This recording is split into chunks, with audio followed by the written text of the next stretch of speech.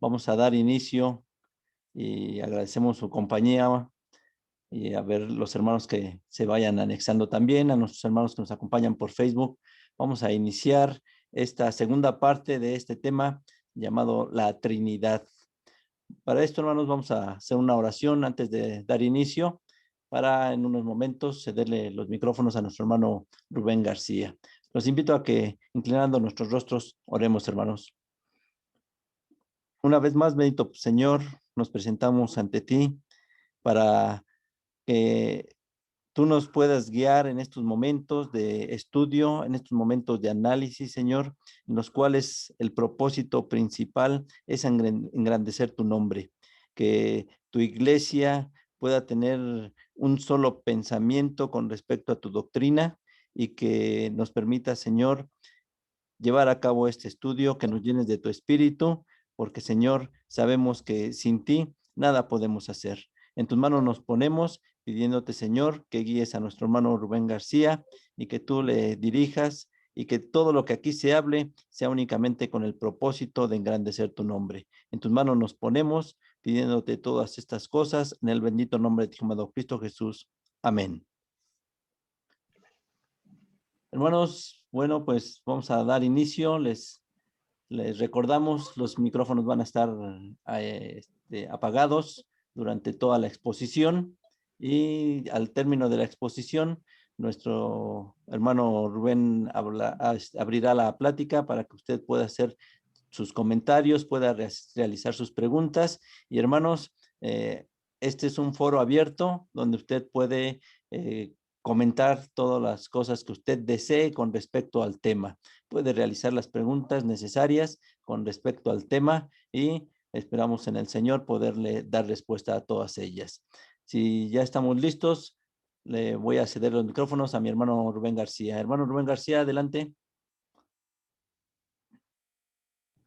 Hermano, pues muchas gracias a todos nuestros hermanos que nos ven a través de internet, ya sea en la plataforma de Zoom, y también por Facebook. Los saludo en nombre de Cristo Jesús, paz a vosotros.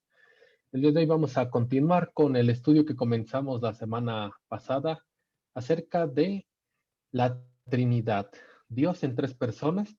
Bueno, somos la Iglesia de Dios Yom Shvi, que significa séptimo día, el Ministerio Templo Montesión en Nezahualcóyotl de Estado de México.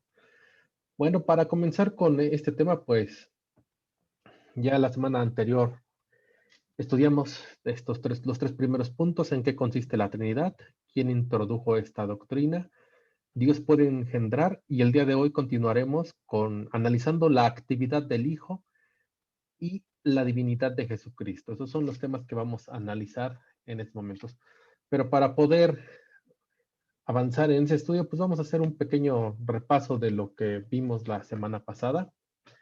Y la semana pasada, pues empezando en qué consiste la Trinidad, pues la Trinidad es una doctrina que fue sobrepuesta a lo largo de muchos siglos por la Iglesia Católica. Se le llama el misterio de la Trinidad porque los teólogos católicos pues no pueden explicar a la luz de la lógica cómo funciona pues esta doctrina, que se vuelve un tanto absurda. Y lo decimos que es absurda porque, como vemos en el diagrama, podemos ver que para ellos la Trinidad es que Dios es el Padre, también es el Espíritu Santo y también es el Hijo. Pero el Espíritu Santo no es el Padre, pero tampoco el Padre es el Hijo, y el Hijo no es el Espíritu Santo, pero los tres son Dios. Entonces es como decir que son y no son. Bueno, esta idea de la Trinidad, o de la forma que le quieren dar a Dios, la explicación que ellos quieren tener de un Dios con tres personas que no son el mismo, pero sí son lo mismo. Entonces es algo que fue introducido por los sacerdotes paganos dentro de la doctrina de la Iglesia, hasta que llegó en el concilio de Nicea del año de 325 después de Cristo. El emperador Constantino propuso el dogma que da origen a la Trinidad. En ese concilio lo primero que trataron de resolver fue si Jesús fue engendrado o si fue nacido. Entonces, para resolver ese problema, el emperador Constantino propuso este dogma: Hijo de Dios, nacido del Padre, Hijo unigénito, o sea, engendrado, no creado, de la esencia del Padre, Dios de Dios, luz de luz, Dios verdadero de Dios verdadero, consubstancial al Padre, por quien han sido hechas todas las cosas. Y pues bueno, este dogma fue el resultado de un acalorado debate entre varios grupos que defendían dos ideas diferentes. El primer grupo era el de Alejandro y Atanasio. Ellos propusieron que Cristo fue engendrado. Para esto ellos tomaron Hebreos 1:5 que dice, porque a cuál de los ángeles dijo Dios jamás, mi hijo eres tú, hoy yo te he engendrado. Y otra vez, yo seré a él padre y él me será a mí hijo. Entonces, con este verso se entiende que el Hijo de Dios fue engendrado. Y Salmos 2:7 dice, yo publicaré el decreto, Jehová me ha dicho, mi hijo eres tú, yo te engendré hoy. Y con estos dos versos, el grupo de Alejandro y Atanasio decía que el Hijo de Dios había sido engendrado y no creado. Por otro lado, Arrio propuso que Jesús fue creado. Para esto lo hizo leyendo Colosenses 1:15, que dice, el cual es la imagen del Dios invisible, el primogénito de toda criatura. Este verso lo vamos a analizar en esta lección a más profundidad. Y el siguiente verso es, y escribe el ángel de la iglesia en la Odisea. He aquí, dice el amén, el testigo fiel y verdadero, el principio de la creación de Dios. Este es el Apocalipsis 3:14. Entonces aquí Arrio tomaba estos versos para defender que el Hijo de Dios había sido creado. Bueno, en el transcurso de estos debates, lo que hacía Constantino no era buscar que se llegara a una verdad, sino que en realidad lo que él buscaba es que hubiera unidad en su iglesia o en su imperio a través de la religión. Para eso, él propuso el dogma que leí anteriormente, que si ustedes se dan cuenta, no es muy conciso, sino que en cuanto a amalgamar en tres dioses, tanto al Hijo como al Padre, pero sí era suficientemente ambiguo para que los diferentes grupos que se presentaron a ese concilio pues estuvieran de acuerdo. Los que no estuvieron de acuerdo, que fue Arrio y dos obispos más en Nicea, fueron desterrados por el propio emperador. Bueno, si nosotros nos quisiéramos poner ahora sí que a estudiar estos temas, sin darnos cuenta podríamos caer en este mismo debate que tenían Arrio y Atanasio diciendo si el Hijo de Dios fue engendrado o si fue creado. Pues para esto, la semana pasada analizamos todo lo que es el proceso de engendrar, de crear, de dar a luz, de concebir y dar a luz. Para eso nosotros leímos Isaías 66:9, en el cual dice, yo que hago parir, no pariré, dijo Jehová, yo que hago engendrar, seré detenido, dice el Dios tuyo. Y con estas palabras empezamos a analizar todo lo que ha sido la creación que puso nuestro Dios. Y debemos de comprender las maravillosas formas de crear de Dios, que son distintas a lo que nosotros comprendemos en nuestra propia naturaleza humana o en la naturaleza que vemos con la naturaleza, sino que tenemos que entender que desde la creación nuestro Dios puso un sistema en el cual hubo un conjunto de un proceso de engendrar, concebir y dar a luz. Por lo que a esta pregunta lo que nosotros debemos decir es, ¿Dios puede engendrar? Sí, Dios puede engendrar, así como Él hace engendrar, Él puede engendrar. Y Dios puede parir, es decir, su Hijo se da a luz. Pues aquí nos pregunta nuestro Dios, ¿yo qué hago parir? ¿No pariré? Pues la respuesta es sí, nuestro Dios sí puede parir.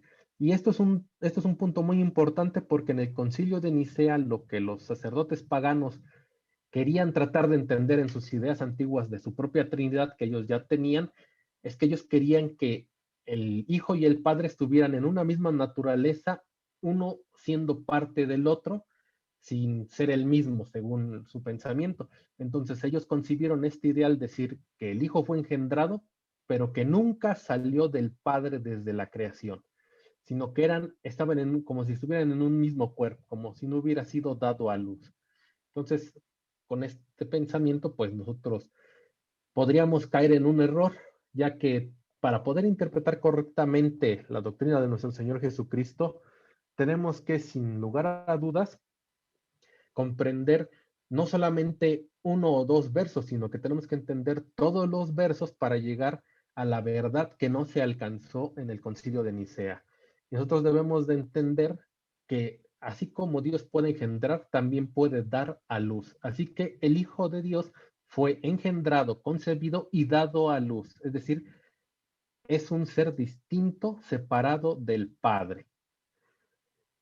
Bueno, para continuar con este tema y entrar con la actividad del Hijo, pues vamos a analizar las escrituras para poder comprender cuál era la actividad que hacía el Hijo, para comprender que no era la misma o que no podemos mezclar en un mismo ser a tanto al Padre como al Hijo, sino que podemos ampliamente distinguirlos en el transcurso de todas las escrituras, ya que muchas religiones sostienen que el Hijo apareció o fue creado hasta que nació en este mundo, pero los diferentes pasajes del Antiguo Testamento nos marcan, bueno, primero que el Hijo de Dios es el principio de la creación de Dios y que por lo tanto ya existía como un ser separado desde la creación. Y para poder comprender esto, vamos a analizar los siguientes pasajes. La actividad del Hijo de Dios es muy clara en la Biblia y se puede observar desde el momento de la creación en distintas ocasiones. Para esto vamos a leer Génesis 1:26, Génesis 3:22 y Génesis 11:7. El primer verso dice así, Génesis 1:26. Y dijo Dios, hagamos al hombre a nuestra imagen, conforme a nuestra semejanza, y señoree en los peces de la mar, y en las aves de los cielos, y en las bestias, y en toda la tierra, y en todo animal que anda arrastrando sobre la tierra. Y con este verso vemos en estas palabras que, y dijo Dios, hagamos. ¿Con quién estaba hablando Dios en esos momentos? Pues tendría que ser el Padre hablando con su Hijo.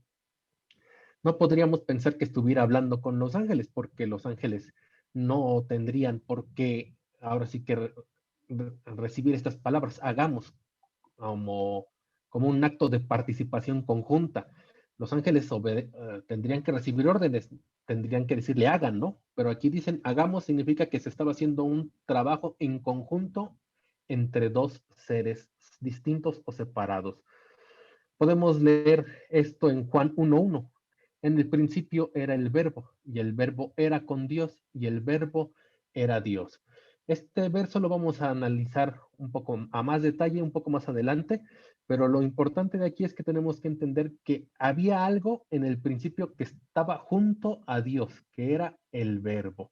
Era algo que hacía las órdenes o que actuaba los actos que pedía el Padre. En este caso tendría que ser el Hijo.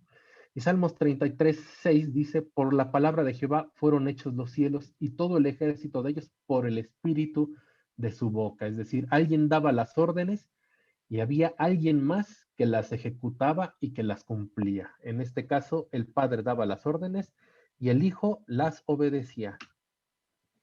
Otro ejemplo de la actividad separada de estos dos seres sería Génesis 3:22, que dice, y dijo Jehová Dios, he aquí el hombre es como uno de nos, sabiendo el bien y el mal.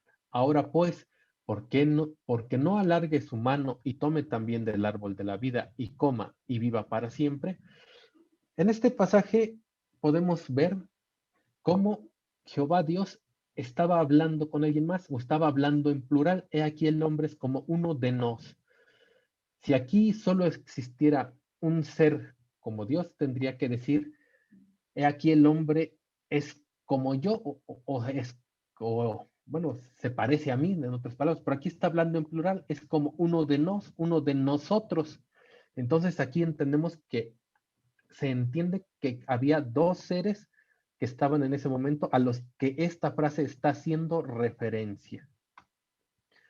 El siguiente verso, Génesis 11:7 dice, ahora pues descendamos y confundamos allí sus lenguas para que ninguno entienda el habla de su compañero. Una vez más encontramos un ejemplo en este pasaje en la cual la actividad no está siendo realizada por una sola persona, sino que se está observando que se realiza por dos, diciendo descendamos. Esto está en plural. La Biblia narra distintos diálogos de Jehová con hombres justos. Por ejemplo, en Génesis capítulo 18, verso 1, se narra cómo Jehová se aparece y habla con Abraham. Más adelante, en el verso 22, se narra la negociación que hubo entre Abraham y Jehová acerca de la destrucción de Sodoma y Gomorra. En Éxodo 20, del 1 al 18, se nos habla acerca de la voz de Jehová que estaba hablando los 10 mandamientos. Y esta actividad la estaba realizando alguien con el nombre de Jehová. Pero este ser que tenía el nombre de Jehová sería el Padre.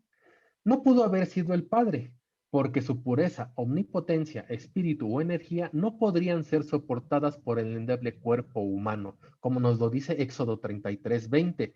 Dijo más, no podrás ver mi rostro porque no me verá hombre y vivirá. Entonces, si usted se imagina cómo sería la potencia de Dios, pues es algo inaudito, es algo que nosotros no podemos alcanzar a soportar, sino que si nosotros pudiéramos estar frente a Dios, seríamos destruidos por su pureza y por su potencia. Entonces, tenía que ser alguien más el que estaba haciendo todas estas acciones. Tendría que ser el Hijo. Un ejemplo más de esto lo encontramos en 1 Corintios 10:4, que nos dice que el Hijo guiaba al pueblo durante la salida de Egipto, en donde dice, y todos bebieron de la misma bebida espiritual, porque bebían de la piedra espiritual que los seguía, y la piedra era Cristo. Aquí nos está dejando claro que el Hijo, ya hablado o explicado por Pablo como Cristo, ya se encontraba desde la antigüedad y en este caso presentando su actividad en la salida del pueblo de Israel de Egipto. Si nosotros recordamos esta historia, pues aquí nos está hablando de todas las obras que estaban ocurriendo en esa salida de Egipto, desde la piedra que les daba agua. Aquí podemos entender que ellos estaban recibiendo vida a partir de esa agua. Ahora nosotros recibimos agua viva a través de la doctrina de nuestro Señor Jesucristo. Y también podríamos entender que si había más obras como el acto que hacía la nube que guiaba al pueblo de Israel para asentar o levantar el tabernáculo y la columna de fuego que los alumbraba por la noche, también eran actos que realizaba el Hijo de Dios. Cristo también nos dejó claro, dando testimonio acerca de todos sus actos que hacía desde la antigüedad. En Juan 8, versos 56 al 58, dice lo siguiente. Abraham, vuestro padre, se gozó por ver mi día y lo vio y se gozó. Dijéronle entonces los judíos, ¿aún no tienes 50 años y has visto a Abraham? Díjoles Jesús, de cierto os digo, antes que Abraham fuese, yo soy. Estas palabras son muy claras y tajantes, diciendo que nuestro Señor Jesucristo ya existía desde antes de Abraham. Es decir, que todos esos actos en los que se observaba que alguien estaba interactuando con el hombre, tenía que ser el Hijo. En este caso, nos lo afirma nuestro Señor Jesucristo con esta frase. Antes que Abraham fuese, yo soy. La voz que oyeron en la antigüedad era del Hijo de Dios, como nos lo marca Juan 5:37, y el que me envió, el Padre, él ha dado testimonio de mí, ni nunca habéis oído su voz, ni habéis visto su parecer. Aquí nuestro Señor Jesucristo nos está dejando claramente dicho que esa voz que se estaba escuchando en la antigüedad, que hablaba con los profetas, que hablaba con los patriarcas, que hablaba con Moisés, no era el Padre, sino que esos actos son los que dan testimonio de Él, de nuestro Señor Jesucristo, del Hijo. Es decir, que el Hijo es el que iba, daba testimonio de las palabras del Padre, y esos registros estaban dejando marcado que Él es el que estaba haciendo una actividad. O en Juan 6:46 también observamos, no que alguno haya visto al Padre, sino aquel que vino de Dios. Este ha visto al Padre.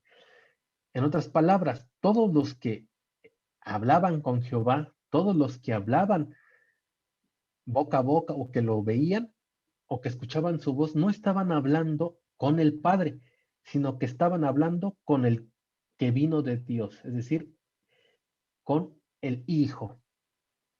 El único que ha visto al Padre es su Hijo, en este caso nuestro Señor Jesucristo. Cristo es el representante de Dios, como nos lo marcó en Juan 1:18, que dice, a Dios nadie le vio jamás. El unigénito Hijo que está en el seno del Padre, Él le declaró. En otras palabras, el Hijo fue el que traía o el que declaraba la palabra de su Padre, la palabra de Dios. Él se convirtió en su emisario, en su representante, en aquel que traía la voluntad de nuestro Dios a los patriarcas, a los profetas y sacerdotes y a todas las personas con las que hablaba Jehová. ¿Cómo lo podemos entender? Pues lo reafirmamos en primera de Juan 4:12, que dice, ninguno vio jamás a Dios. Si nos amamos unos a otros, Dios está en nosotros y su amor es perfecto en nosotros. Aquí podríamos entender cómo Pablo está reafirmando que nadie vio jamás a Dios. Entonces estaban viendo a alguien más, estaban hablando con otra persona, pero también entendemos que con estas palabras que la forma en la que podemos reconocer a Dios o en la forma en la que podemos entender a Dios es a través de ese amor de nuestro Dios que ahora nosotros también podemos tener. Al Hijo lo contemplamos fuera del Padre, no dentro del Padre, presentándolo desde el principio de la creación, en cada actividad que se realizaba. Por el sublime sentimiento que el Hijo, consecuencia de su naturaleza que compartía con el Padre, le fue concedido por el Dios Supremo el mismo nombre para respaldar su autoridad. Por ejemplo, en Éxodo 23:21 se le habla a Moisés estas palabras: guárdate delante de él y oye su voz, no le seas rebelde, porque él no perdonará vuestra rebelión, porque mi nombre está en él. ¿De quién estaría hablando? ¿De algún profeta? No, aquí está hablando de su hijo. Es natural que un hijo herede el nombre del padre, sobre todo cuando está hablando en su representación. Si usted recibe el nombre de su padre, lo hará porque quiere recordar los actos que hacía o la autoridad que tiene su padre. Es decir, para que no se olvide el nombre de su padre. En este caso, el Hijo de Dios recibió su mismo nombre, que es Jehová. Entonces, cuando lo vemos en los diferentes pasajes de la Biblia, cuando se presenta Jehová a hablar con los hombres, es el Hijo que está hablando en representación de su Padre. Para esto lo vemos en primera de Samuel 3:21, que nos dice, así tornó Jehová a aparecer en Silo, porque Jehová se manifestó a Samuel en Silo con palabra de Jehová. Es decir, que el Hijo es el que traía la palabra de su Padre. Por eso nos habla aquí como si hubiera dos Jehovás, un Jehová que se apareció a Samuel y que este Jehová traía la palabra de Jehová, que es el Padre. Entonces, el Padre como el Hijo comparten el mismo nombre, no porque sean el mismo ser, sino porque el Hijo lo heredó para tener la función de representar a su Padre. Otro pasaje que nos habla de cómo estas ideas se pueden entender es que Pablo comprendió las diferencias entre el Hijo y el Padre. Al Padre nadie lo pudo ver y en su misericordia envió a su Hijo. Dice primera de Timoteo 6:16, quien solo tiene inmortalidad, que habita en luz inaccesible, a quien ninguno de los hombres ha visto ni puede ver, al cual sea la honra y el imperio sempiterno. Amén. Aquí está hablando del Padre. El Padre es el único que tiene inmortalidad y habita en luz inaccesible. ¿Qué significa habitar en luz inaccesible? Significa que no lo podemos ver.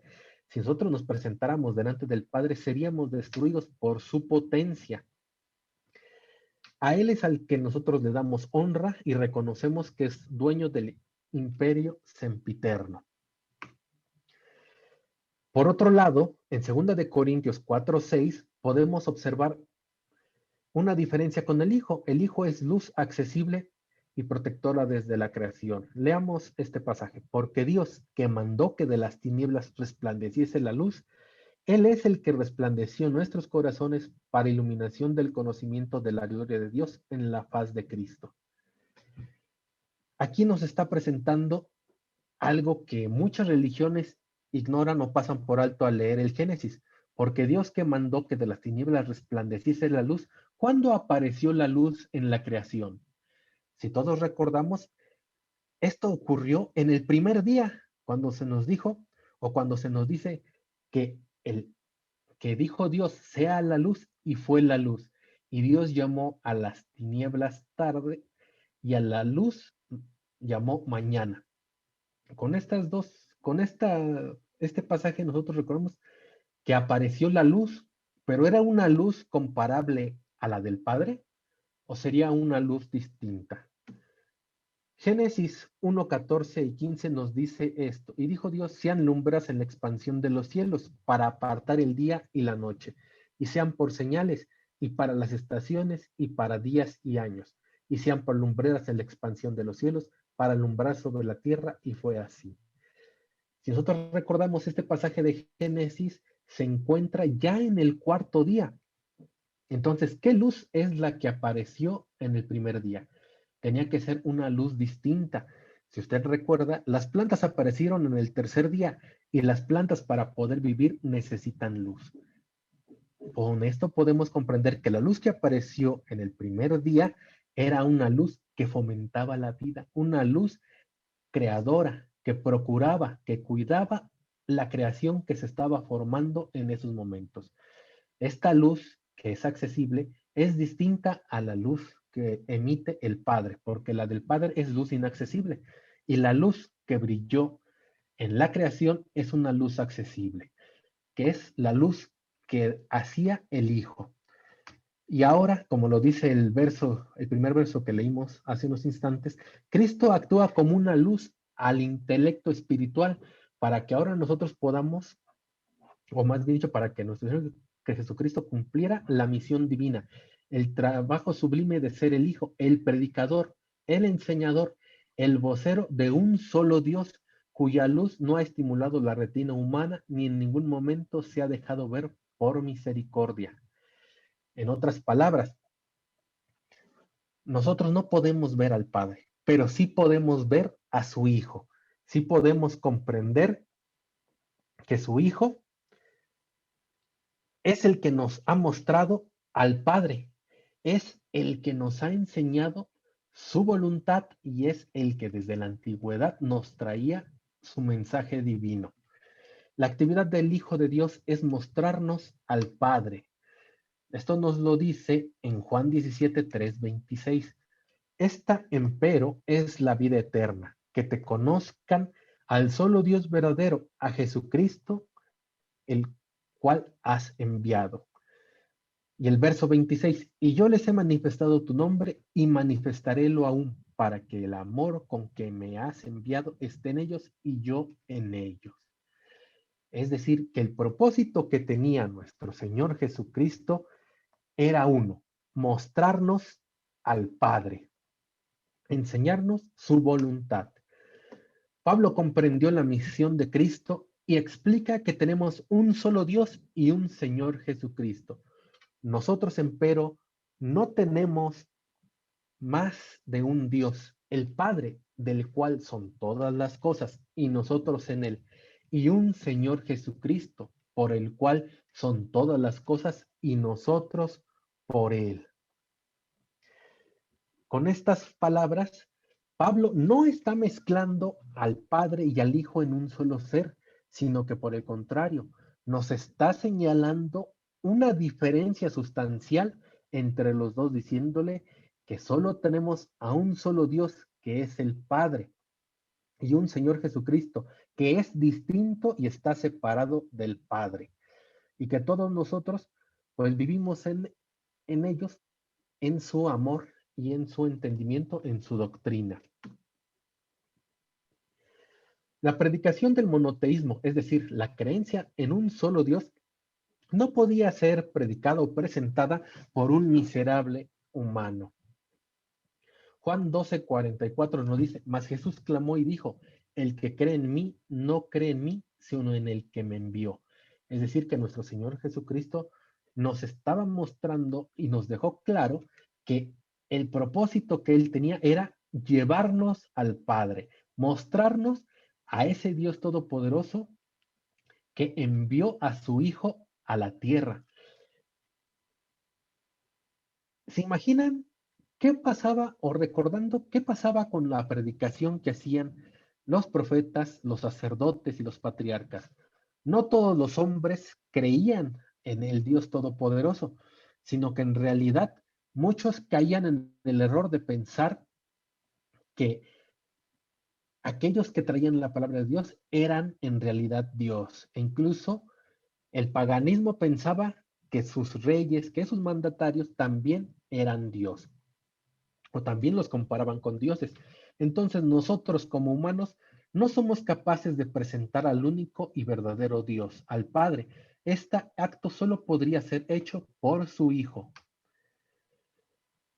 Entonces, para continuar, vamos a analizar la siguiente pregunta.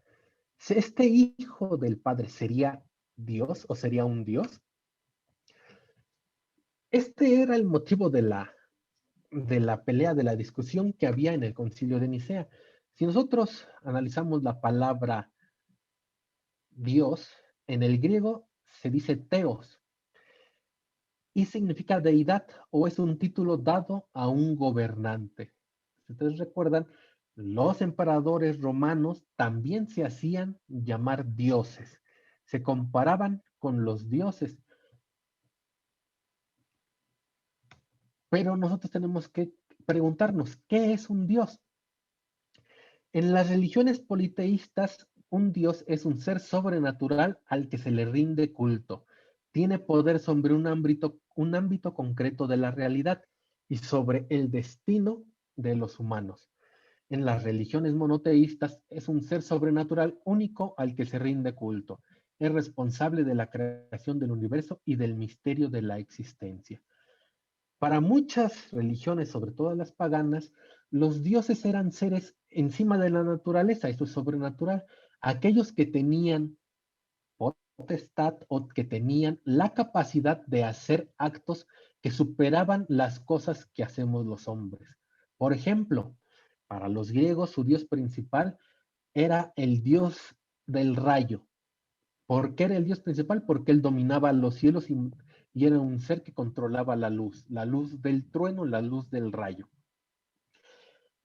Y así, para cada uno de los ámbitos de la naturaleza, para el fuego, para el agua, para el mar, para la guerra, para el amor, tenían un Dios diferente que lo controlaba y que lo controlaba de tal forma que podía actuar sobre la vida de los humanos, o como lo dice aquí, sobre el destino de los hombres. Todos aquellos que tenían esa capacidad de hacer actos por encima de lo natural de los hombres eran considerados dioses. ¿Y Jesús sería un dios? Bueno, el Dios del universo, invisible, bendito, santo, al cual ningún humano ha tenido el privilegio de ver, solo podía ser predicado, enseñado, representado en todos los siglos desde la creación por alguien celestialmente digno, divinamente calificado, y ese únicamente podía ser aquel cuya naturaleza era semejante al Padre, cuya imagen innata y pura solo podía estar en el Hijo.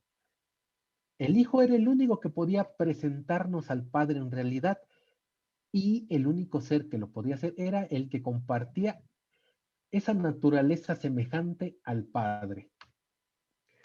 Vamos a analizar un verso que nos explica esto, Juan 1:1, que es conocido por muchas religiones, que dice, en el principio era el verbo, y el verbo era con Dios, y el verbo era Dios. Juan 1:1. Si usted toma una Biblia interlineal con el griego original, dirá estas palabras. En principio era el verbo.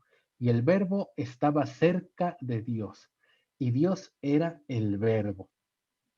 Vamos a ver parte por parte de este verso para comprender más acerca de esta presentación, acerca del verbo que era Dios. Dice así, en el principio era el verbo. La palabra verbo se dice logos.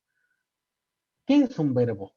O si ustedes también buscan en un diccionario teológico de griego, les dirá que esta palabra logos o verbo también significa palabra y que se le está utilizando esta palabra como un título dado a Jesucristo. Si nosotros lo analizamos de manera gramatical, la palabra verbo significa acción, es decir, un acto. Un verbo es una palabra que describe algo que se está realizando. Por ejemplo, correr. Correr, todos sabemos lo que significa correr, mover brazos y piernas en una dirección de manera rápida. Y es la palabra correr se aplica a toda esa acción, a todo ese conjunto, a ese acto. Si nosotros aplicamos esta interpretación de una acción, de un verbo, de una palabra, podemos entender que el que actuaba en la creación era el Hijo. En el principio era la palabra o era la acción, el verbo. El Hijo cumplía las órdenes que ordenaba el Padre. La acción del Padre sí es el que actuaba en nombre de su Padre. Él es el que obraba al pie de la letra las órdenes sobrenaturales que daba el Padre a su Hijo. La semana pasada habíamos leído varios pasajes del Génesis en los cuales se decía, y dijo Dios, produzca la tierra, o hágase la luz, o produzcanse los animales, o hagamos al hombre. Todos estos son verbos, son palabras que denotan una acción. El Hijo es el que actuaba estas acciones, por eso se le puede dar el calificativo de verbo, porque Él es el que actuaba. La siguiente parte de este verso dice, y el verbo era con Dios. Si ustedes leen el original, dice, estaba cerca de Dios. Muchas religiones piensan que con este verso Juan está uniendo en una naturaleza o en un solo ser tanto al Padre como el Hijo, diciendo que estaban juntos o que estaban unidos en una sola naturaleza, cuando en realidad aquí estaba diciendo estaba cerca, es decir, cuando dos cosas están cercas, es decir, unas pueden estar una al lado de la otra, mas no están unidas o no pertenecen al mismo ser, sino que en realidad debemos entender que estaban uno al lado del otro. Juan no dice fundidos o amalgamados, al decir con se refiere a juntos. Y por último, y el verbo era Dios, significa, bueno, debemos de entender que la palabra Dios, como se los expliqué al principio, también era una palabra que se le podía dar a los gobernantes, es decir, un título, un honorífico que se le da a esos seres sobrenaturales. En este caso, la acción efectuada por el Hijo era sobrenatural, solo realizable por alguien maravilloso. Es decir, que es lógico que el lógico calificativo que se le puede dar al Hijo es el de Dios. ¿Por qué? ¿Qué otro adjetivo se le puede aplicar al ser procesador de elementos básicos, principios de la creación? Al ser hijo, por consecuencia, era digno de llamársele también Dios. Es decir, con estas palabras no se le está diciendo que el hijo o este verbo era el mismo Dios, sino que en realidad tenemos que entender que se le está asignando el título, el honorífico de Dios. El Hijo, al ser un ser sobrenatural, ser capaz de crear átomos, de crear moléculas, de crear estrellas, de crear los animales, es un ser sobrenatural y es digno que se le asigne el título de Dios.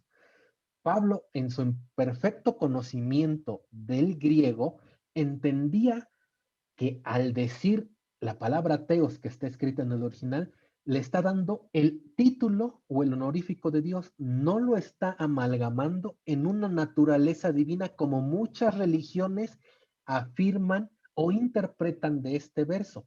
No podemos pensar que al decir que el verbo era Dios, se está amalgamando o uniendo en un solo ser al Hijo y al Padre, sino que en realidad le está asignando un título un honor al Hijo que es inexcusable o que nadie puede objetarlo. El Hijo tiene las suficientes cualidades para recibir el título de Dios. No es un error asignar el título de Dios al Hijo.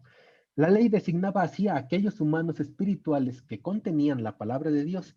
Cristo lo ratificó ante los carnales fariseos en Juan 10:33 al 36, que dice así: respondiéndole los judíos, diciendo: por buena obra no te apedreamos, sino por la blasfemia, y porque tú, siendo hombre, te haces Dios. Respondióles Jesús: ¿no está escrito en vuestra ley, yo dije, dioses sois? Si dijo dioses aquellos a los cuales fue hecha palabra de Dios, y la escritura no puede ser quebrantada. Aquí nuestro Señor Jesucristo está afirmando que se le puede dar el título de Dios a aquellos que reciben la palabra de Dios. Aquellos que recibían ese mensaje, se les pudo dar ese título de Dios porque traían el mensaje. Por ejemplo, los profetas traían los mensajes de Dios. Por ejemplo, Elías, que le advirtió al rey de Israel que no iba a llover por 3 años, y esta palabra se cumplió. Muchas personas podrían decir que al cumplirse esta palabra traída por Elías, pues alguien puede decir, él fue el que no hizo llover, Elías. Nosotros entendemos que fue nuestro Dios el que hizo este acto, pero fue Elías el que trajo esta palabra al rey.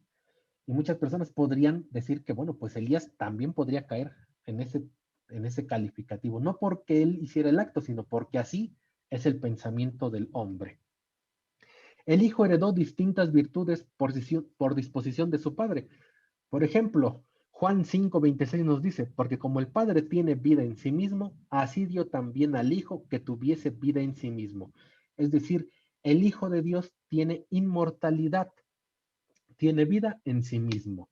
Segunda de Corintios 4:6 dice: porque Dios, que mandó que de las tinieblas resplandeciese la luz, es el que resplandeció en nuestros corazones para iluminación del conocimiento de la gloria de Dios en la faz de Jesucristo.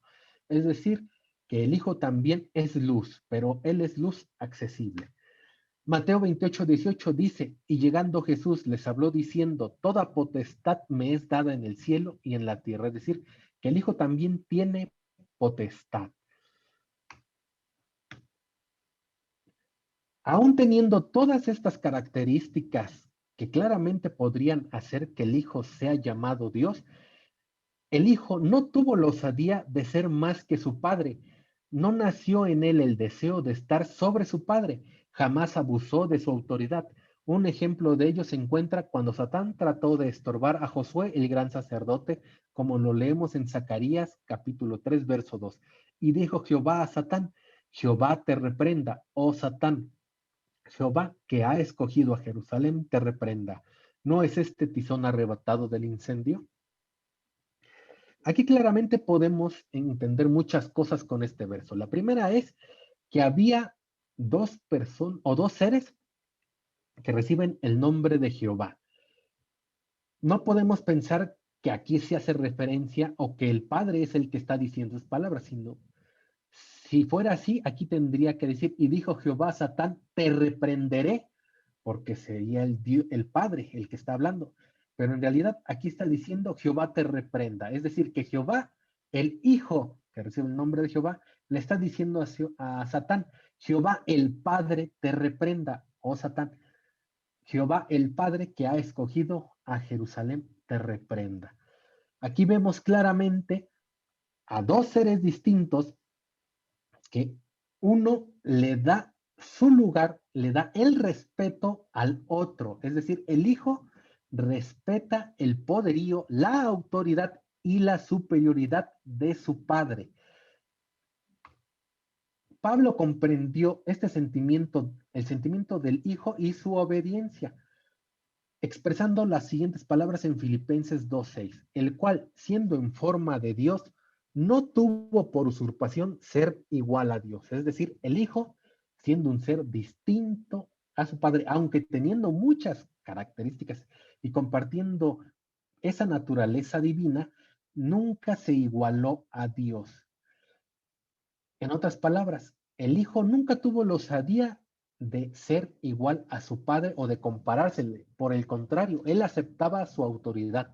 Es un error que en la doctrina de la Trinidad se le asigne al hijo la misma autoridad que al padre. Si el hijo no tuvo la osadía de adjudicarse o de igualarse a su padre, nosotros no debemos de cometer el error que hicieron en el Concilio de Nicea de igualar el hijo con el padre.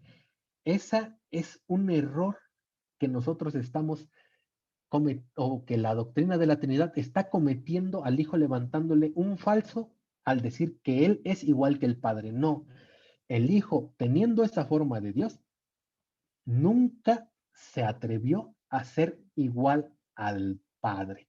Nunca tuvo por usurpación ser igual a Dios. El grave error del concilio niceo fue determinar al hijo como engendrado, pero no alumbrado, en otras palabras, no parido, es decir, que no salió del padre. La teología católica toma el hecho de parir como algo denigrante, algo obsceno, algo que es malo, algo surgido de un acto sexual no puede ser bueno. Eso es lo que dice la religión católica y lo vemos con su doctrina del pecado original, es decir, que todos nosotros nacemos desde ser niños heredando ese pecado, lo cual pues está fuera de toda doctrina. Entonces ellos quieren excusar al hijo excusar a Cristo de este pecado, diciendo que él no fue, que él fue sin pecado concebido, es decir, fue concebido sin un acto sexual, lo cual pues está completamente fuera de la doctrina de la Iglesia de Dios y lo vamos a analizar más adelante en los siguientes temas. Durante muchas centurias, los católicos han aceptado que Jesús no nació de María por vías normales.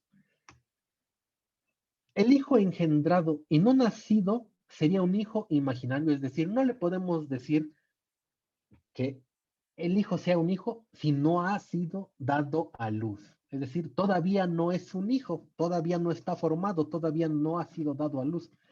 Sería una ilusión. Lo mismo sería la salvación, una imaginación o una ilusión. Es decir, nosotros nos salvaríamos por un hijo imaginario, un hijo que no existe. Pero nosotros sí entendemos que el hijo fue engendrado por Dios, fue concebido y fue dado a luz como un ser distinto y aparte.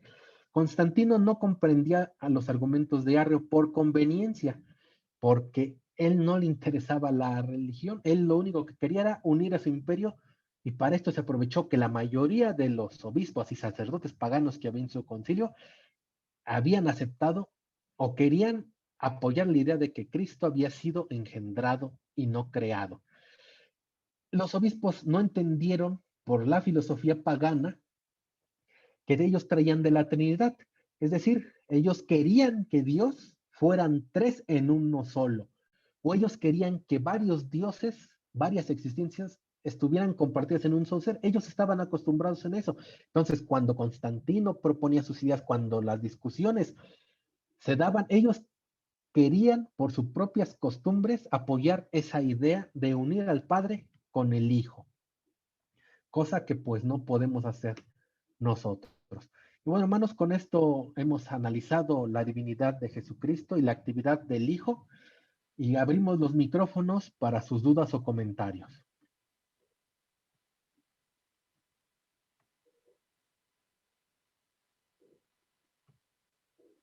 Muy bien, hermano Ay, me Joel. sacó. ¿Me sacó o qué pasó, hermanos? No, yo sí te veo.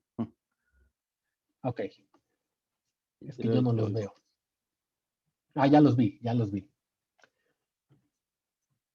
Muy bien, hermanos. Pues esta es la segunda parte de este tema de la Trinidad.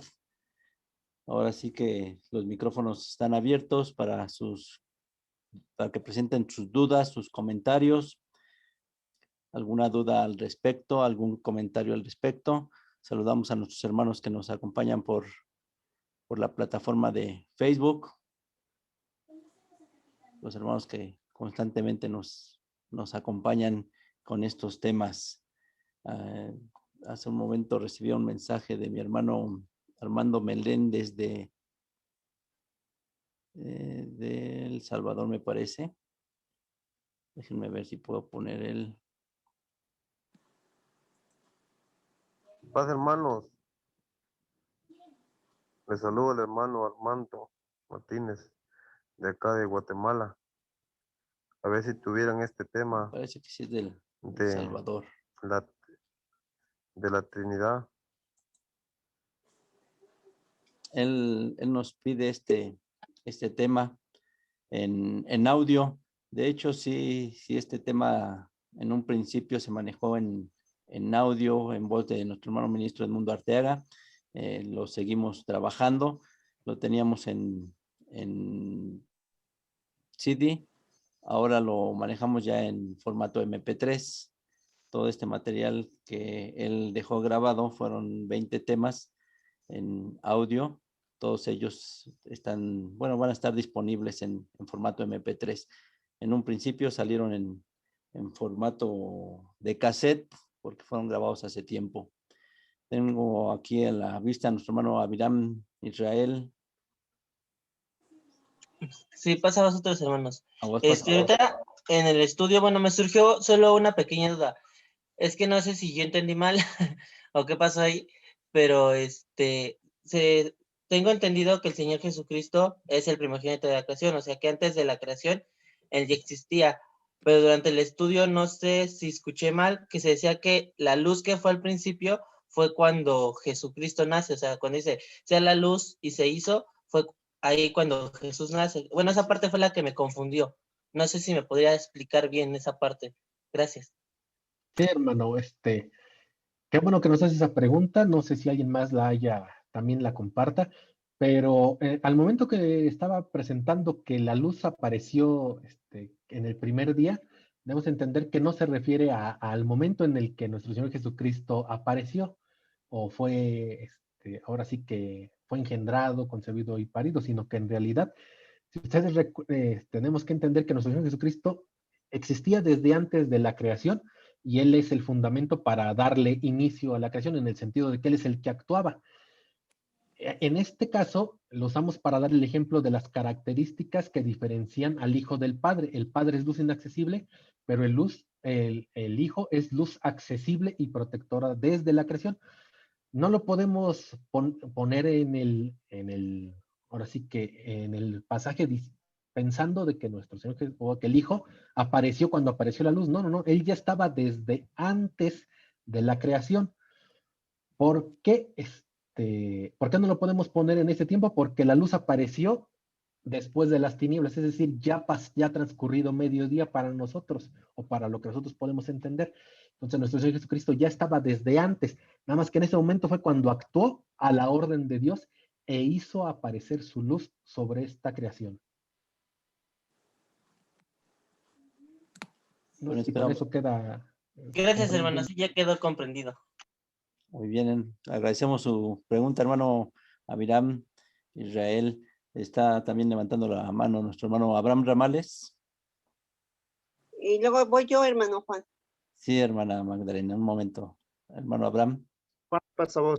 A vos, paz. Hermano Juan, pasa vos. Hermano Rubén, pasa vos. A todos mis hermanos también pasa vos. Sí, solamente con respecto a esta misma duda del hermano, incluso en Juan 17, en esa oración hace mención, glorifícame como antes de la fundación del mundo. Y también él mismo expresó, glorifícame como antes yo estaba. Creo fue también en la crucifixión, como antes de la fundación del mundo, yo estaba contigo.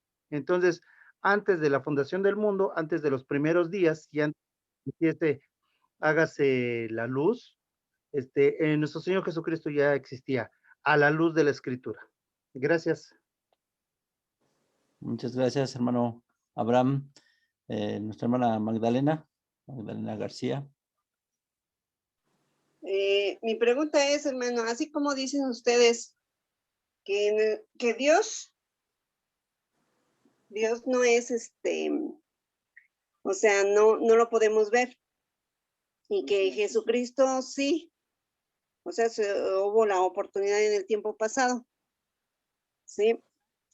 Pero en el versículo 19 de Éxodo, habla de que cuando le dice a Moisés que preparara a a la gente por 3 días y le puso límites ahí a donde habló Jehová, ahí dice Jehová, sí, que nadie se acercara porque iba a morir.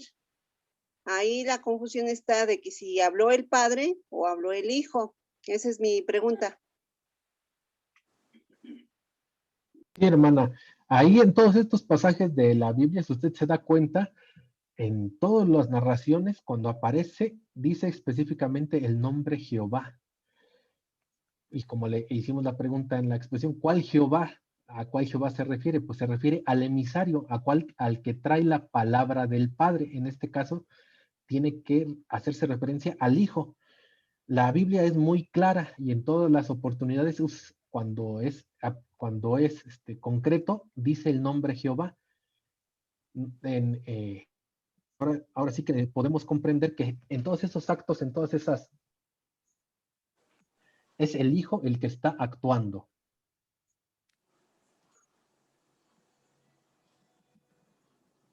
Gracias, hermano Rubén. No sé si... Gracias, hermano. Gracias, hermana Magdalena. ¿Algún comentario, hermanos? ¿Alguna duda? Estamos ahora Sí, nuestros hermanos. Sí, hermano Juan. adelante. Sí, con respecto a lo de la hermana, sí, efectivamente, lo que tenemos que entender, o está muy claro en la escritura, que cuando hizo mención el hermano Rubén, que el que sí se vio fue al Hijo, pero ya fue cuando él encarnó, cuando se hizo carne, porque en la antigüedad, como no se le conocía su nombre, nada más era como Jehová, o se le dio el nombre de Jehová, o se le conoce como Jehová, pues ahí nadie lo vio, excepto anda por ahí una cita donde hace mención de que le dice a Moisés, cúbrete el rostro, porque si me ves, vas a morir. Y es cuando Moisés tramposamente abrió un poco los ojos y hace mención a la escritura que le vio la espalda. Nada más, pero hasta ahí nada más. Pero no lo vio así, aunque dice la escritura que fue cara a cara, pero sí entendemos que el de cara a cara no es que le haya visto el rostro, sino que lo vio así como ningún otro humano, excepto como con Abraham. Entonces, y ya cuando ese verbo hijo, Jehová hijo, encarna, ahora sí lo podemos ver. Prueba está de que le hacen mención y le preguntan, enséñanos al Padre y te creeremos. Y Jesús mismo le dijo, he estado con ustedes tantas veces y no conocen al Padre, es igualito a mí. Entonces, ahí nos damos cuenta de que ya se deja ver, pero ya encarnado. Ese es mi comentario, hermano Juan. Gracias, hermano Abraham. Hermano Rubén, ¿tenía algún comentario? Sí, hermano, ahí Y ahorita, precisamente. hermano. Perdón, Adelante, Rubén, adelante. Sí, hermano. Al respecto a ese comentario, sí, ciertamente nos ha quedado claro con estos versos que había dos Jehovás. El primero es el Padre y el segundo es el Hijo. Y el Hijo tiene como propósito, desde la antigüedad, el de presentarnos la voluntad del Padre, es decir, traernos su palabra como su representante, como su emisario. Los pasajes que nos hablan acerca de que el Padre, digo más bien dicho, que Jehová se mostró, por ejemplo, a Abraham, o que Moisés habló con él, en la presentación leíamos cómo es que se le decía claramente que el con el que iba a hablar tenía su nombre sobre él, es decir, tenía el nombre del Padre. Entonces, al que estaban viendo era al Hijo. No podríamos nosotros poner una imagen o una figura, una silueta a esto. ¿En qué sentido? Porque ahorita que estamos pensando, que estamos recordando tus mensajes cuando Felipe le dice a Cristo, oye, muéstranos al Padre, y nuestro Señor Jesucristo le responde, ¿cuánto tiempo es que estoy con ustedes y no me habéis conocido? Si me habéis visto a mí haber visto al Padre, ¿en qué sentido lo habrán visto? Lo habrán visto en sus ojos, en el tamaño de su boca, en sus manos, en sus pies, en su forma de caminar, en su rostro. Ciertamente no. La forma en la que veían al Padre era a través de las virtudes y de las potestades que estaba enseñando el Hijo acerca del Padre. Estos versos los vamos a analizar en la siguiente presentación, pero les estamos adelantando que la imagen que se comparte es de sus virtudes, de su pensamiento, de su objetivo y de su intención de salvar al humano. Sí, hermanos, no sé si nuestro hermano Manuel ahora quiere hacer. Sí, hermano. Sí, ¿puedo hacer un comentario? Adelante, hermano Manuel. Ahorita le damos la palabra a nuestro hermano Emigdio López. Adelante, hermano Manuel. Ok. Respecto a la pregunta de la hermana, todas las apariciones en las escrituras hebreas, o comúnmente como las conocemos, Antiguo Testamento, el que hablaba con los hombres y el que se presentaba delante de los hombres no era el Padre, era el Verbo, es decir, el Hijo de Dios, que hoy lo conocemos como el Señor Jesucristo. Hay dos versos que encontramos en la Biblia. El primero se encuentra en el Evangelio de Juan, capítulo 1, verso número 18. Y estas palabras las dijo el Señor Jesucristo y dice, a Dios nadie le vio jamás, ¿sí? Nadie le vio jamás. El unigénito Hijo que está en el seno del Padre, Él le declaró, ¿sí? Él, ya nuestro hermano Rubén lo explicó, Él era el vocero del Padre. Y ahí adelantito en el Evangelio de Juan, ahí mismo, en el capítulo número 5, en el verso número 37, dice así, y el que me envió, el Padre, Él ha dado testimonio de mí, ni nunca habéis oído su voz. La voz del Padre no la puede oír mortal alguno, ni tampoco puede soportar la presencia del Padre, ya lo explicó nuestro hermano Rubén. Y aquí dice claramente el Señor Jesucristo por medio de Juan en este escrito, y el que me envió, el Padre, Él ha dado testimonio de mí, ni nunca habéis oído su voz, ni habéis visto su parecer, lo que comentaba nuestro hermano Rubén.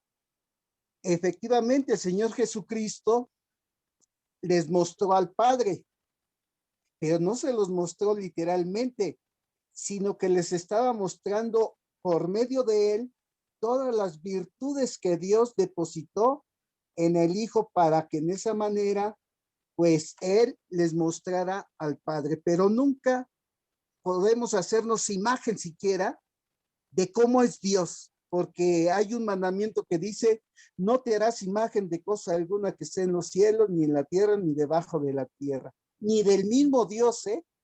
Así es de que con estas dos citas bíblicas nos damos cuenta que el que se presentaba delante de los hombres y el que hablaba con los hombres no era el Padre, sino el Hijo, el Verbo. Nada más, hermano.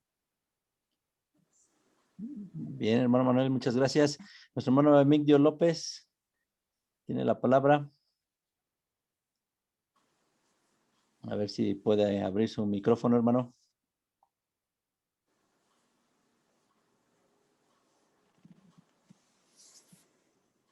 No lo escuchamos.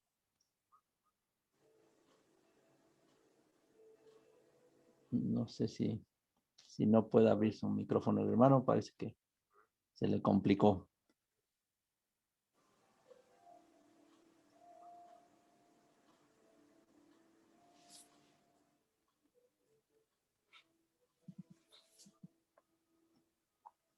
Bueno, a ver si vuelve a entrar nuestro hermano.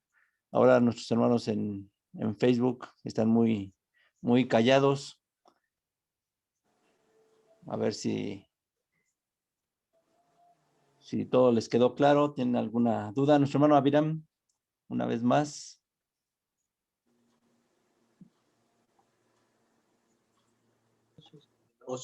Hermano, otra pregunta. En el libro de Génesis nos marca también que el Señor se le presentó a Abraham. ¿De qué manera entonces aquí se le presenta a Abraham el Señor? ¿Si es con todo su esplendor, en carne y hueso, o de qué manera se le presentó a Abraham? En Génesis 18 se nos habla del pasaje cuando Abraham, estando en su tienda, ve y observa que se acercan varones hacia donde él se encuentra. Con esta presentación nosotros podemos entender que eran una figura que asimilaba a hombres, e incluso que todos los que estaban ahí asimilaban a hombres, porque podían platicar e incluso podían comer. En el mismo pasaje nos dice que Abraham tomó un cabrito y lo prepararon para alimentarse y se los sirvió junto con leche a estos varones. Y que estos varones, cuando se separaron, dos varones y llegaron a Sodoma, pues los hombres los reconocían como otros hombres y querían, pues ahora sí que querían conocerlos. Entonces aquí podríamos entender que se estaba presentando como un emisario que nosotros podíamos reconocer como un hombre. También ahí se puede ver un poco de la diferencia o de cómo es que no pudo haber sido el padre, porque el padre, como ya lo vimos, es un ser con una potencia, con un poder que nosotros no podríamos soportarlo. Entonces, en su misericordia, el Padre envía a un emisario al cual nosotros sí podemos recibir, que es a su Hijo.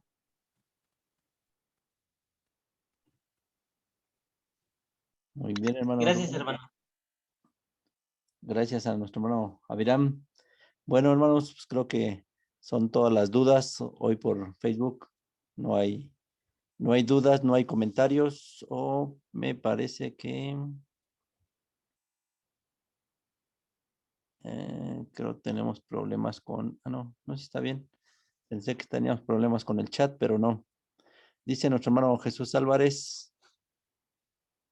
Aquí está nuestra hermana Teresa Velázquez. Todo muy claro para mí, nuestra hermana Teresa Velázquez. Nuestra hermana Elizabeth Reyes. No, hermano, gracias. Todo muy claro. Nuestro hermano Jesús Álvarez. Éxodo 33, 19, 20 y Juan 1, 18. Son las citas que nos da. Maribel Sánchez, pasa a vos, hermanos.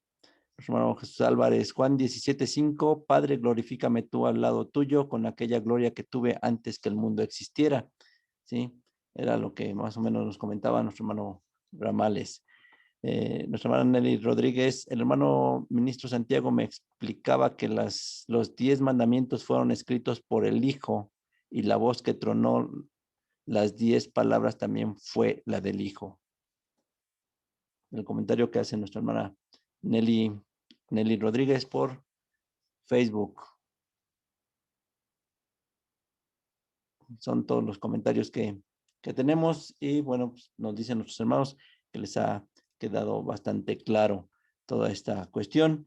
Y bueno, hermanos, es lo que la Iglesia de Dios siempre ha predicado en este aspecto. No hay ningún problema. Bueno, al menos no conocemos nosotros, aunque mi hermano Armando Meléndez de Guatemala, él comentaba que para ellos les interesa bastante este tema porque ellos sí tienen algunas personas que pues tienen un credo distinto. Entonces, para los hermanos les vamos a hacer llegar el material. Él me lo solicita en audio y sí, hermanos, ya casi lo tenemos listo para poder, poder proporcionárselo por medio del formato MP3. Hermanos, pues muchas gracias por su compañía.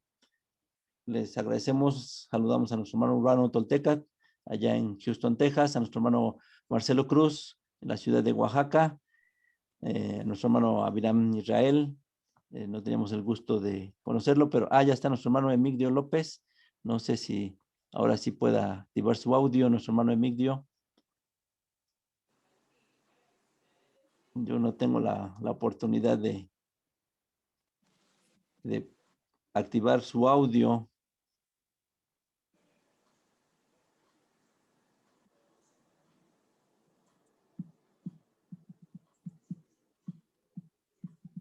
A ver, parece que ahí ya se activó su audio, hermano Emigdio. Hermano Juan, al Pasamos, ministro hermano. pasa voz. Pasa voz. Pues en la primera parte de hace 8 días yo no estuve en el estudio, pero solo tenía una duda de Mateo 28:19, cómo lo podemos entender ese verso donde habla del Padre, del Hijo y del Espíritu Santo.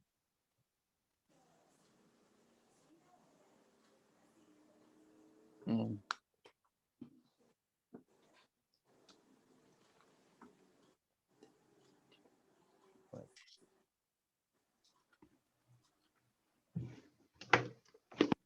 No, hermanos, si leemos el Mateo 28, capítulo 28, verso 19, dice, por tanto, y doctrinar a todos los gentiles, bautizándolos en el nombre del Padre, del Hijo y del Espíritu Santo. Pues aquí muchas religiones lo toman para defender la Trinidad, también lo tenemos contemplado para las expresiones futuras, pero lo que tenemos que comprender es que no se está haciendo aquí referencia a 3 dioses, sino que se está hablando acerca de cómo es que nosotros tenemos que creer.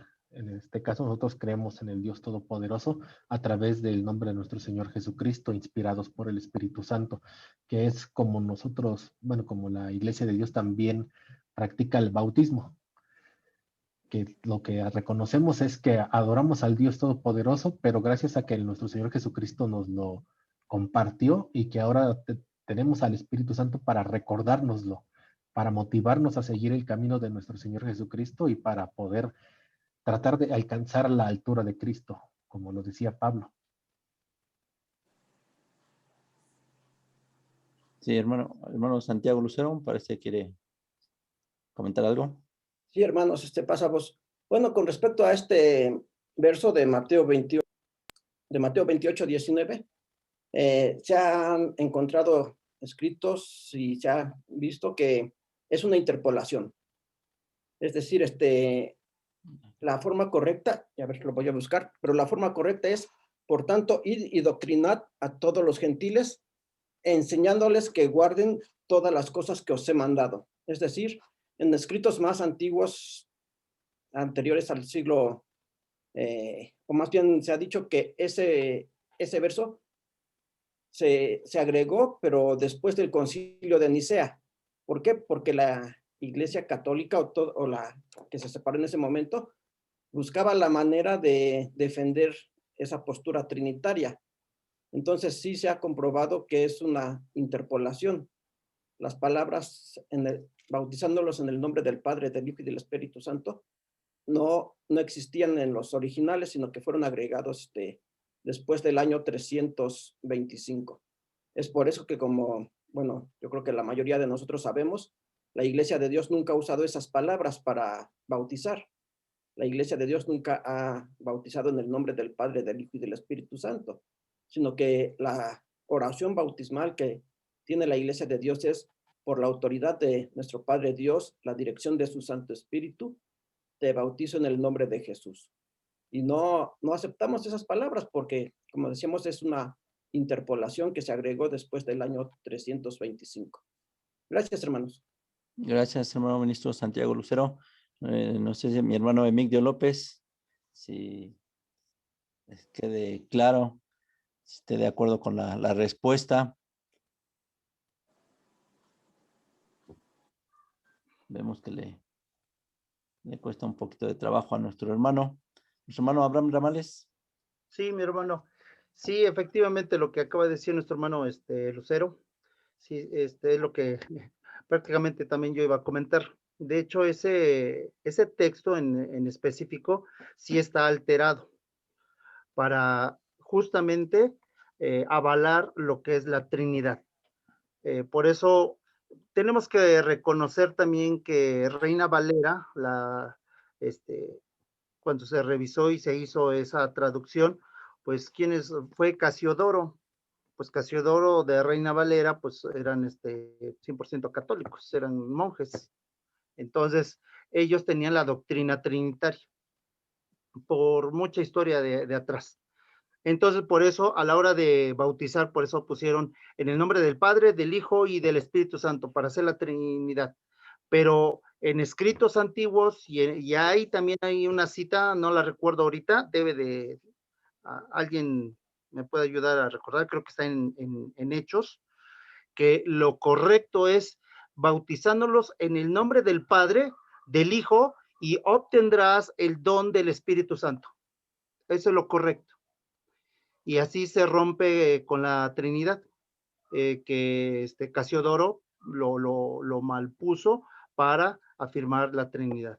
Entonces, no es en el nombre del Padre, del Hijo y del Espíritu Santo, es en el nombre del Padre, del Hijo, y obtendrás el don del Espíritu Santo. Eso es lo correcto. Gracias, hermano Juan. Hermano Santiago, parece que quiere comentar algo. Sí, nada más aclarar, o sea, la interpolación no la hizo Casiodoro de Reina, porque él hace la traducción hasta el año 1569. Y esta interpolación, como decimos, les decía, fue después del año 325, es decir, más de 1000 años antes de Casiodoro de Reina.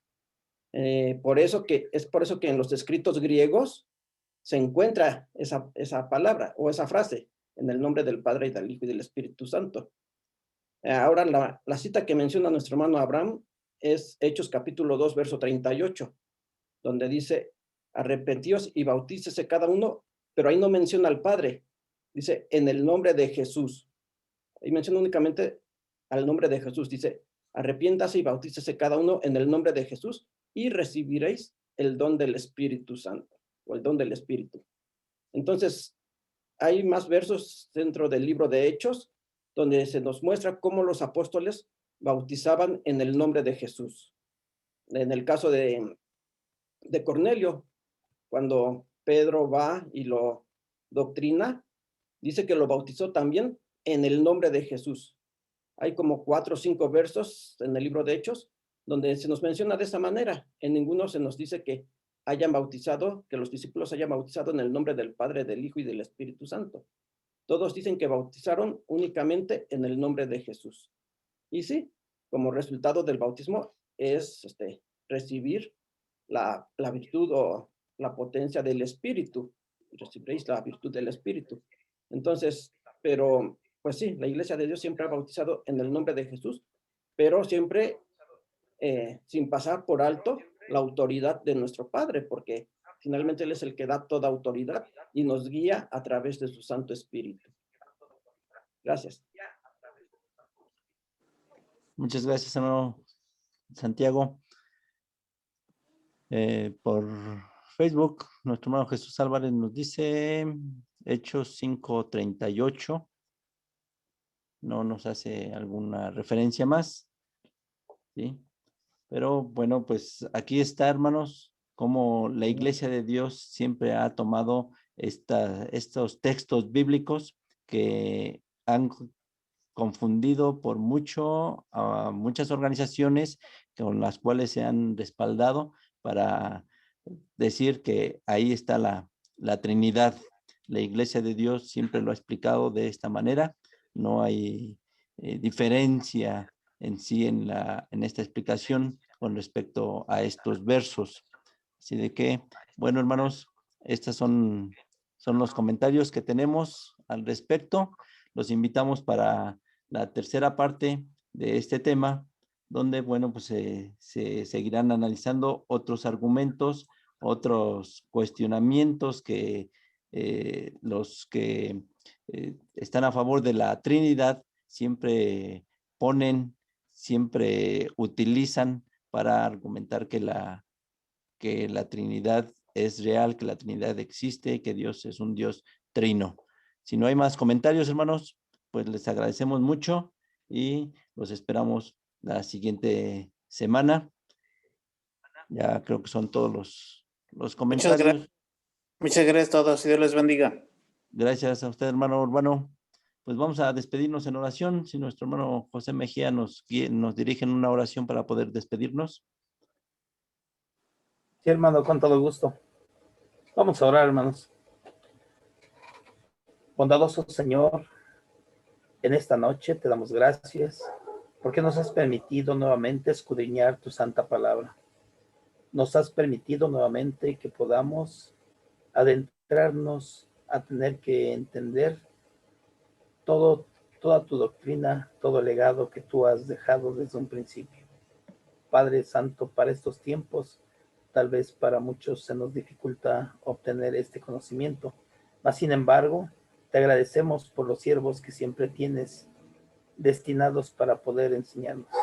Bendito Padre, gracias porque comparten con nosotros su enseñanza y nos dan lo mejor de su conocimiento que tú has puesto en sus mentes. Señor bendito, te reconocemos que tú eres quien da la inteligencia y que da toda la sabiduría al ser humano, y por ello te alabamos. Bendito Padre, sé con cada uno de los que han podido estar en estos momentos escudriñando tu santa palabra, y permite que podamos nuevamente abrirla en otra ocasión, Señor, y que tengamos nuevamente que recordar o aprender lo que tú has estipulado.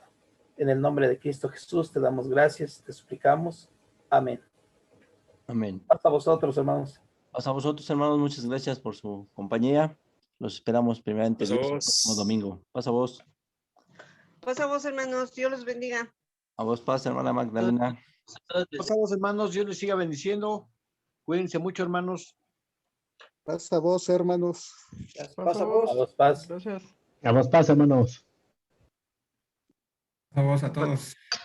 Pasa vos a todos. Pasa vos, hermano Juan. A vos paz. Hermano Rubén. Pasa vos. Pasa vos A a vos todos. paz, hermanos. Hermano Lucero, pasa vos.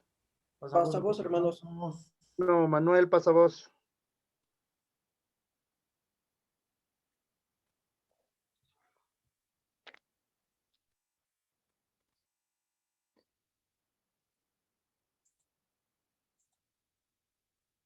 Pasa vos a todos. A vos paz, hermano. Gracias. A vos paz, hermano. Gracias, hermano.